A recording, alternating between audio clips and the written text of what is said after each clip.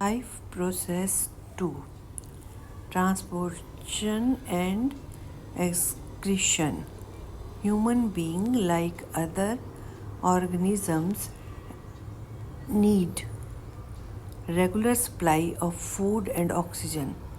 The function is performed by circulatory system or transport system. The circulatory system in human beings consists of heart, arteries, veins, blood and lymph.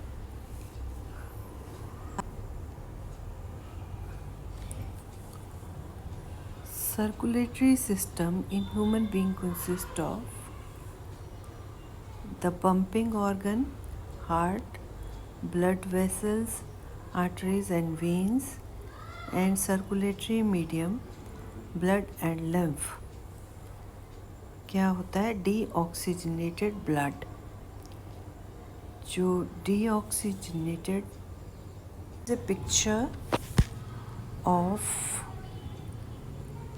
heart, pulmonary artery, pulmonary veins, left atrium, left ventricle, septum, right ventricle, vena cava, right arteries and vena cava to upper body. In this manner, the blood circulation in human body. Let's learn about blood. What is blood? Blood is a fluid connective tissue. एक fluid जो कि tissues को connect करता है, यह connective tissue है जो कि लिक्विड की फॉर्म में होता है. इसमें सॉलिड कंपोनेंट ब्लड कार्पसल्स होते हैं और लिक्विड कंपोनेंट प्लाज्मा होता है. और इसमें 3 तरह के वेसल्स, एक तो होता है RBC, red blood corpuscles, carries respective gas oxygen और carbon dioxide, contain Hb, impart red color to blood. तो ये होता है आरबीसी. आरबीसी जो है ये अपने साथ कार्बन डाइऑक्साइड या ऑक्सीजन की गैस को लेकर चलता है और इसमें Hb होता है जिसकी वजह से इसका रंग लाल होता है. दूसरा है ब्लड प्लेटलेट्स. ये ब्लड की क्लॉटिंग में मदद करते हैं या खून जमने में मदद करते हैं. तीसरा है WBC, वाइट ब्लड कार्पसल्स, जो कि बॉडी को प्रोटेक्ट करते हैं या रक्षा करते हैं जर्म सेल्स या फिर को एनगल्फ करके ख़त्म करके या फिर एंटीबॉडीज़ प्रोड्यूस करते हैं. और प्लाज्मा क्या है? प्लाज्मा जो है ये एक येलो कलर का फ्लूइड है जिसमें 90% वाटर है, 90% वाटर H2O और 10% ऑर्गेनिक सब्सटेंस है, जैसे कि plasma protein, albumin, globulin, inorganic mineral ions.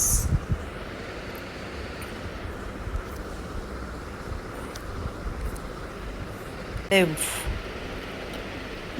Yellow fluids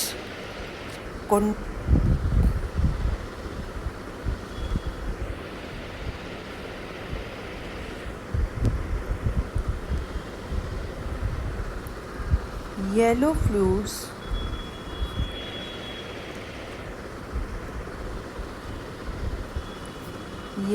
fluids escapes from the blood capillaries into intercellular space containing less protein than blood. Lymph flows from tissues to heart, assisting in transportation and destroying germs.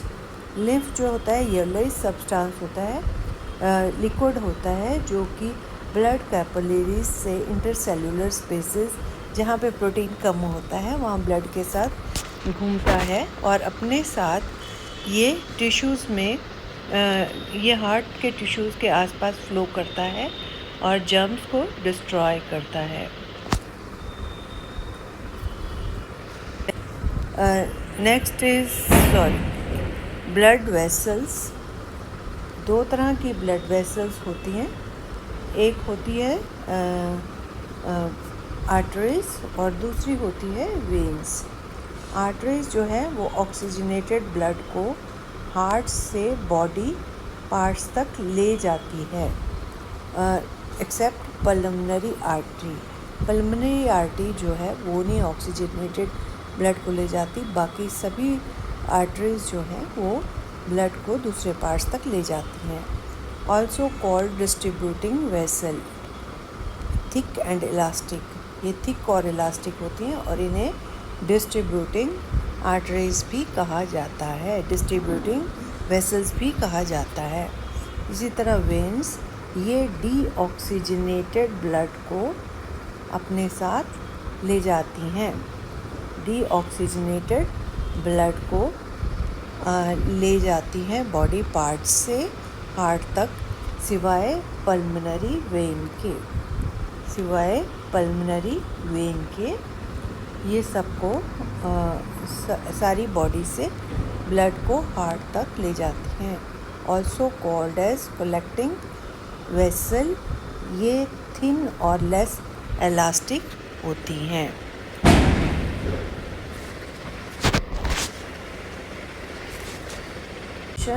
In plants, transportation in plants happens by two pathways।